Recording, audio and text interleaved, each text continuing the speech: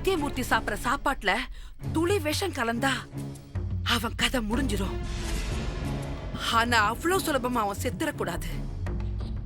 அவன் பண்ணின பாவம் ஐயாவை கொன்னதுக்கும், உங்களை ஜெயிலுக்கு அனுப்புறதுக்கும், என் புருஷனை கொன்னதுக்கும், அத்தனை குடும்பங்களை விரட்டி அடிச்சதுக்கும், அதுக்கான அத்தனை பலனையும் சத்தியமூர்த்தி அனுபவிக்கணும். தான் பேரு, பணம், புகழ், தான் குடும்பம் தான் கண்ண முன்னாடியே செதஞ்சு போறத அவன் பார்க்கணும். பார்த்து பார்த்து நொந்து போய் அவன் சாகணும். தான் பண்ணின பாவத்தை எல்லாம் உணர்ந்து ஒரு நாள் உங்க காலடியில விழுந்து கதறி அழுது மன்னிப்பு கேட்கணும். அது வரைக்கும் நானும் என் பொண்ணும் ஓய மாட்டோம். இதெல்லாம் தான் ஐயா சமாதி முன்னாடி நான் எடுத்துக்கிட்ட சத்திய பிரமாணம். அதுக்கான வேலைகள்ல நாங்க இறங்கிட்டோம். இதனால எங்களுக்கு ஒரு ஆபத்தோ, எங்க சத்தியத்தை நிறைவேற்ற முடியாத ஒரு சூழ்நிலை வந்தா உங்களோட ஆதரவு வேணும் தான் என் பொண்ண உங்களை பார்க்க அனுப்பி வச்சேன். நாங்க யாருன்ற உண்மைய நேரம் வரும்போது உங்கள்கிட்ட சொல்லலாம்னு இருந்தோம். அதுக்குள்ள நீங்களே எங்களை தேடி வந்துட்டீங்க.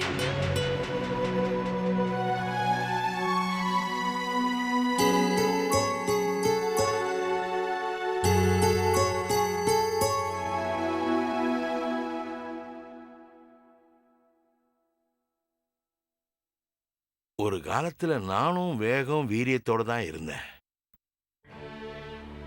ஆனா வயசாக வயசாக ஒரு பக்குவமும் அமைதியும் வந்துடுது இல்லையா? தப்பு பண்ணவங்கள காலம் தண்டிக்கிட்டோன்னு ஒதுங்கிடுறோம். நானும் அப்படித்தான் அமைதியாயிட்டேன்.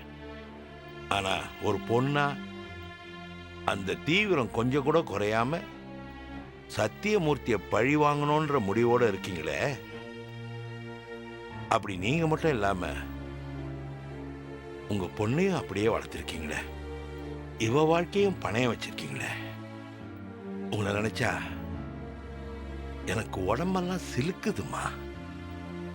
நீங்களே இந்த அளவுக்கு துணிஞ்சு காரியத்தில் இறங்கி இருக்கும் போது நான் மட்டும் எப்படி கண்டும் காணாம இருக்க முடியும்? உங்களுக்கு துணைய ஆதரவா ஒரு அரண் போல நான் இருப்பேன்.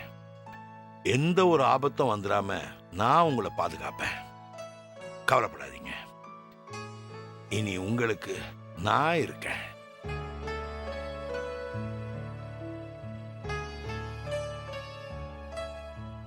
ஆனா நீங்க எங்களுக்கு பின்னாடி இருக்கிற விஷயம் யாருக்குமே தெரிஞ்சிடக்கூடாதுங்கய்யா. காரியமே கெட்டு போயிடும். தெரியுதுமா, தெரியாம நான் பாத்துக்கிறேன். ஆனா உங்களுக்கு நான் இருக்கேன்ற தைரியத்தோட நீங்க இருங்க. சரிங்கய்யா. ரொம்ப நன்றிங்க ஐயா. உங்களோட இந்த வார்த்தை ஒண்ணு போதும், நாங்க எதையும் சாதிப்போம். சின்ன பொண்ணா இருக்க, இவ்வளவு நம்பிக்கையா பேசுறிய. ஆனா அவசரப்பட்டு நான் தாமா உன்னை சந்தேகப்பட்டுட்டேன். அதுக்கு காரணம் நான் தான். நான் யாருன்ற உண்மைய உங்ககிட்ட முதல்ல சொல்லியிருக்கணும். அதுக்கு நீங்க தான் என்ன மன்னிக்கணும். சிங்கத்துடைய கொகைக்குள்ளேயே போய் சிங்கத்துடைய பிடரியை பிடிச்சி உழுக்கிற மாதிரி நீங்க 2 பேருமே சத்தியமூர்த்தி இடத்துக்கு போயிருக்கீங்க. சரி, அங்க என்ன மூவ்மெண்ட்ஸ் போயிட்டு இருக்கு? காவியா உங்களுக்கு தெரியும்ல? ஆமா தெரியுமே.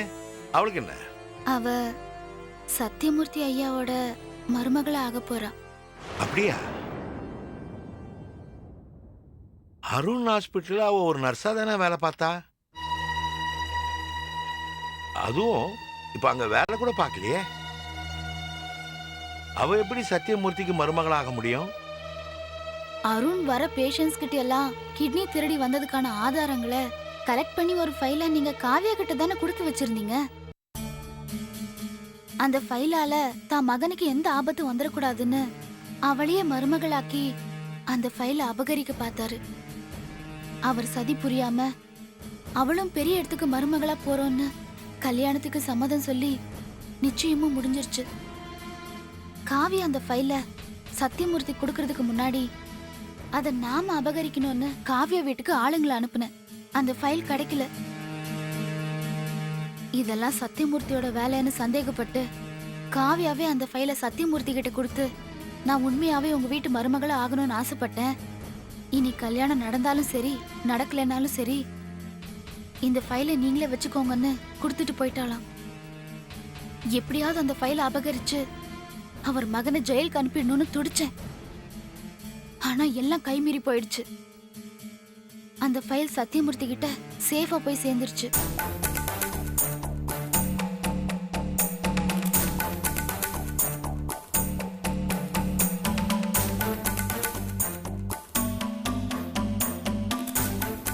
அருண் ஹாஸ்பிட்டல்ல வேலை பார்க்கறாளே, அப்பாவி ஜனங்க கிட்ட இருந்து கிட்னி திருடுறதை தடுக்கணும்னு சொல்லி அந்த ஃபைலை காவியா கிட்ட ஒப்படைச்சேன்.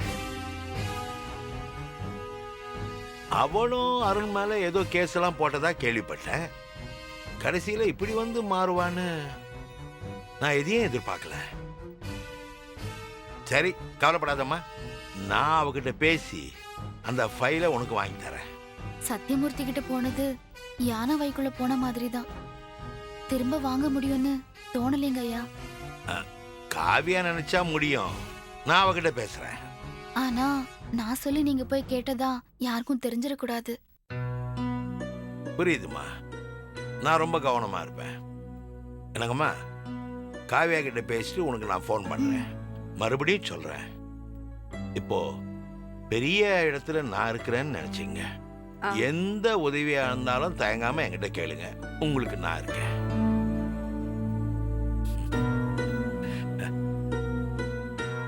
மாடி, உன் லட்சியத்துக்காக நீ ரிஸ்க் எடுத்து போறான்னாலும் நீயும் என் மக மாதிரி தான்மா. உனக்கு ஒரு நல்ல வாழ்க்கை அமையணுன்றது தான் என்னுடைய ஆசை. எல்லாத்துக்கும் கால நேரம் கூடி வரும்மா. நம்பிக்கையோட இருங்க.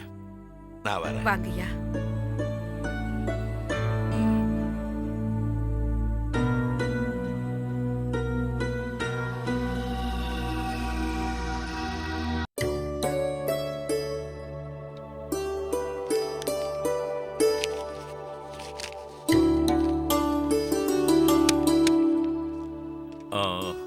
ஆவணி மாசம் 5ஆம் தேதி நாள் நல்லா இருக்கு. பஞ்சாங்க பார்த்துதானே ஐயர் தேதியே உங்களுக்கு குறிச்சு கொடுத்திருப்பாரு. அதானே அவங்களுக்கு வேலை அத்த. என்ன யாருக்கோ கல்யாணம் மாதிரி பேசுற? கல்யாணம் உனக்குப்பா. அது எனக்கு தெரியாதா அத்த. ஆனா அவ கோச்சுக்கிட்டு ஃபைல தூக்கி எறிஞ்சிட்டு போயிட்டா. ஆனா நீங்க இங்க உட்காந்து சித்த யோகம் சுப முகூர்த்த நாள்னு பேசிக்கிட்டு இருக்கீங்க. 6வது சின்னம்டா. அவ கோவம் கொஞ்சம் கொஞ்சமா தணிஞ்சிருக்கும். அப்பாவும் நீங்களும் என்ன சமாதானம் பண்ண பாக்குறீங்க. இருந்தாலும் அவளை நீங்க ரொம்ப தான் தலையில தூக்கி வச்சு ஆடுறீங்க. அதான் அவ இந்த ஆட்டம் ஆடுறா. அருண், உனக்கு எத்தனை தடவை சொல்றது? புரிஞ்சிக்கவே மாட்டேங்கிற. நான் எனக்காகவோ கல்யாணங்கிற பேர்ல உன்னை கணத்துக்குள்ள தள்ளுறதுக்காக நான் இதை செய்யலடா. எல்லாத்துக்கும் காரணம் நீதான். நான் இவ்வளவு தூரம் ஸ்டெப் எடுக்கிறதுக்கு காரணம் நீ நல்லா இருக்கணும். பிரச்சனையில இருந்து நீ விடுபடணும். சந்தோஷமான வாழ்க்கை நீ வாழணுங்கிறது தான் என்னோட நோக்கம். ஆமாண்டா அருண், காலத்துல உனக்கும் ஒரு கல்யாணம் பண்ண வேண்டாமா?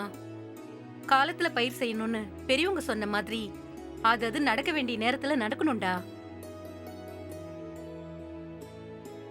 உன் மனசுல பழைய காவியா தான் இன்னமும் இருக்கா. அவளே இப்ப மாறிட்ட பிறகு நீ அந்த வெறுப்பை வளர்த்துக்கிட்டே போனா வீணா உங்களுக்குள்ள மனக்கசப்பு தான் மிஞ்சும்.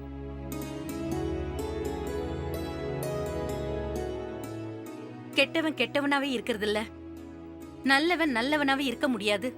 காலமும் சூழ்நிலையும் தான் எல்லாரையும் அதது போக்குக்கு மாத்துது.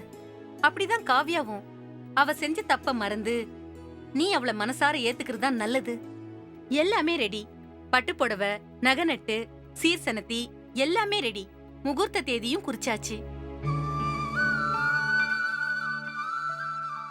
காவ்யா கிட்ட நாங்க பேசிக்கிறோம். அவ கோவம் குறையும். நீ காவ்யா மேல இருக்கிற கோவத்தை மாத்திக்கோ.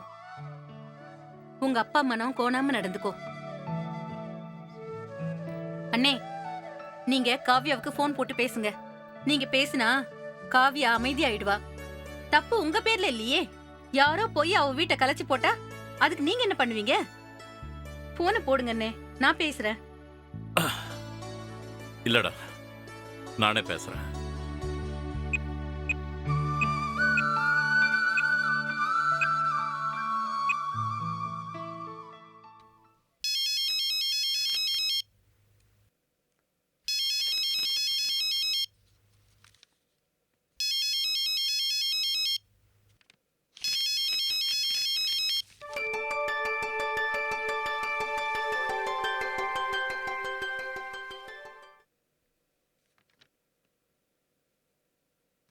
என்னாச்சுங்க அண்ணே? ஃபுல் ரிங் போய் கட் ஆயிடுச்சு. சைலண்ட்ல போட்டு தூங்கிட்டு இருக்காளோ என்னவோ. உங்க நம்பர் தான் அவளுக்கு தெரியும்ல. நல்லாவே தெரியும் அத்தை, அதனால தான் அவ எடுக்கல. டேய், இப்பதானே சொன்னேன், திரும்பவும் வேதாளம் முருங்கை மரம் ஏறுதா? அண்ணே, நீங்க மறுபடியும் ட்ரை பண்ணுங்க அண்ணே. பண்ணுங்க அண்ணே. ம்.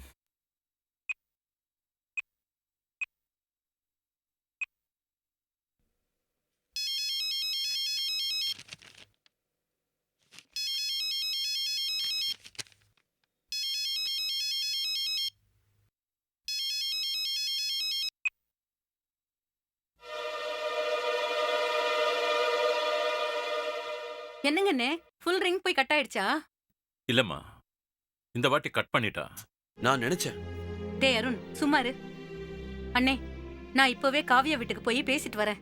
அவகிட்ட பேசிட்டு உங்களுக்கு ஃபோன் பண்றேன். நான் இந்திரா, வரேன். இருமா, இரு. என்னங்க அண்ணே? வேண்டாமா, நீ போய் பேசுறதை விட நான் போய் பேசினாதான் நல்லது. சரிங்க அண்ணே, அதுவும் நல்லதுக்கு தான். இங்க பாருங்க அண்ணே, கோவப்படாம கொஞ்சம் பொறுமையா பேசுங்க. ம், சரிம்மா, நான் பாத்துக்கிறேன். சரிங்க அண்ணே, நான் வீட்டுக்கு கிளம்புறேன். சரி. வரேன் அருண். சரிங்க அத்தை.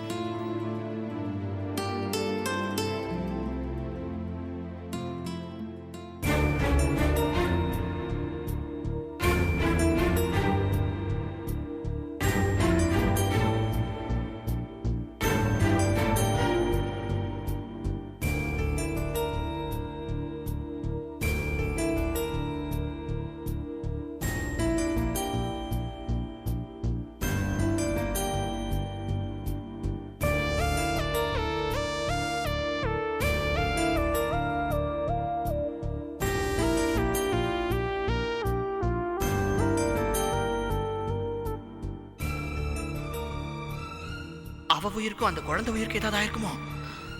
நீ என் முன்னாடி வரணும். மனுஷனா இருக்கிற என்ன முழு மிருகமா மாத்திராத. ராஸ்கல், அவனுக்குள்ள இப்படி ஒரு மிருகம் ஒளிஞ்சிட்டு இருக்கிறது தெரிஞ்சிருந்தா ஆரம்பத்திலே அவனை நான் அவாய்ட் பண்ணிருக்கலாமே. ஐயோ, அவன் பேச்சுல மயங்கி அவனை காதலிச்சதுக்கு தண்டனையா நம்மள இந்த பாடுபடுத்துறானே, படுபாவி. கடவுளே, எனக்கு ஏன் இப்படி ஒரு சோதனை? நான் இப்ப என்ன பண்ணுவேன்? அம்மா என்ன பொத்தி வளர்த்தோம். ஐயோ, தெரியத்தனமா அவன் வழியில சிக்கிக்கிட்டனே. அம்மாவுக்கு வர நம்ம மேல சந்தேகம் வர ஆரம்பிச்சிருக்கேன். இது இப்படியே பெருசாயிட்டே போனா அவங்க கேள்விக்கு என்ன பதில் சொல்றது? நான் எதையும் மறைக்கிறேன்னு அவங்க நினைச்சாலே அந்த நிமிஷமே அவங்க அன்பை எழுந்துருவேனே. நான் என்ன பண்ணுவேன்? ஐயோ, நான் என்ன பண்ண போறேன்னு தெரியலையே. நான் யார்கிட்ட சொல்லுவேன்? இந்த பிரச்சனையை எப்படி தீர்ப்பேன்? திக்கு திசை தெரியாம தவிக்கிறேனே. எனக்கு உதவி செய்ய யாரும் வர மாட்டாங்களா? யாரும் வர மாட்டாங்களா? கடவுளே, நான் என்ன பண்ணுவேன்? கற்பனையில வந்தவ அப்படியே கரைஞ்சு போயிருக்க வேண்டியதானே. ஏன் எதிரில வந்த? எதிரில் வந்த நீ ஏன் என்கிட்ட நல்லா பேசுன? ஏன் நீ என்ன காதலிக்கிறதா ஏன் சொன்ன? என்ன பண்ண போற? அவ நல்ல நேரம், என் கெட்ட நேரம். சிலிண்டர் தீர்ந்துருச்சு. ஆனா நீ கொஞ்சம் லேட்டா வந்ததுன்னு வச்சிருக்கிய, நான் அவளை விட்டு வச்சிருக்க மாட்டேன். எக்ஸ்ட்ரா சிலிண்டர் இருக்கு. அதை திறந்து விட்டு வலுக்கட்டாயமா அவளை உள்ள தள்ளி எரிச்சு கொளுத்தி அவளை சாகடிச்சிருப்பேன்.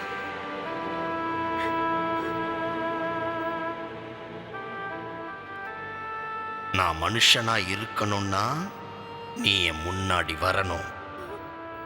நீ வர தாமதிக்கிற ஒவ்வொரு செகண்டும் எனக்குள்ள இருக்கிற மிருகத்துடைய ஆதிக்கம் ஜாஸ்தி ஆயிடும்.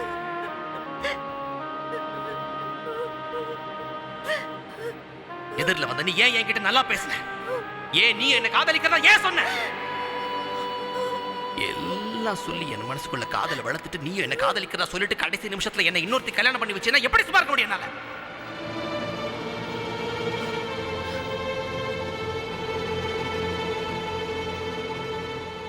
இது அப்பா கிட்டே சொன்ன என்ன? அவர் கண்டிப்பா ஸ்டெப் எடுப்பாரு.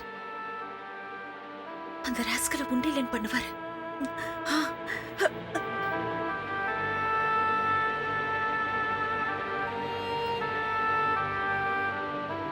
அப்போ மேனக வாழ்க்கை அப்பாவுக்கு தெரிஞ்சா அவ வாழ்க்கையில கெட்டு போயிடும். நாமளே தேடி கொடுத்த வாழ்க்கையே நாமளே பறிச்ச மாதிரி ஆயிடும்ல. ஐயோ, இப்படியும் போக முடியாம அப்படியும் போக முடியாம கடவுளே நடுவுல சிக்க வச்சு என்ன உயிரோட தீ வச்சிட்டானே. இவனை தண்டிக்க யாருமே இல்லையே, நான் என்ன செய்வேன்? அந்த சைக்கோ என்னை எப்படி புலம்ப வச்சிட்டானே. கடைசியில என்னையும் புலம்பி வச்சு பைத்தியமாக்கிடுவேன் போல இருக்கு. ஐயோ, எனக்கு பைத்தியமே பிடிச்சிடும்.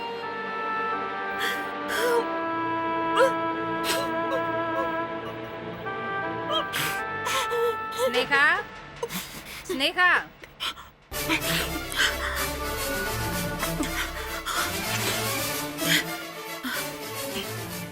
ஸ்னேகா,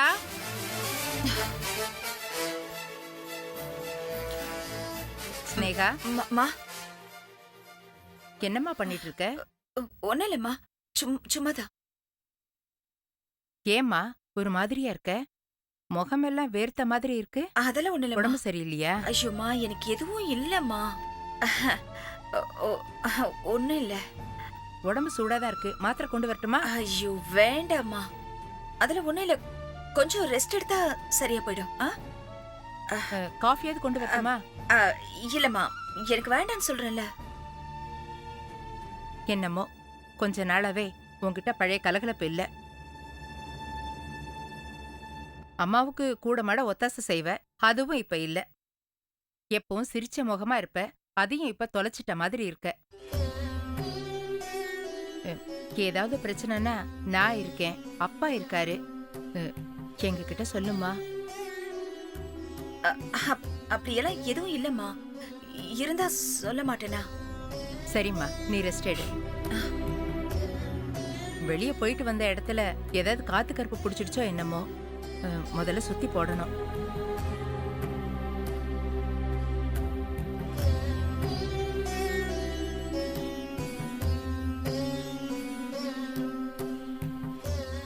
நாம நினைச்ச மாதிரியே அம்மாவுக்கு சந்தேகம் வர ஆரம்பிச்சிருச்சு. இதுக்கு ஒரு முற்றுப்புள்ளி வைக்கணுமே.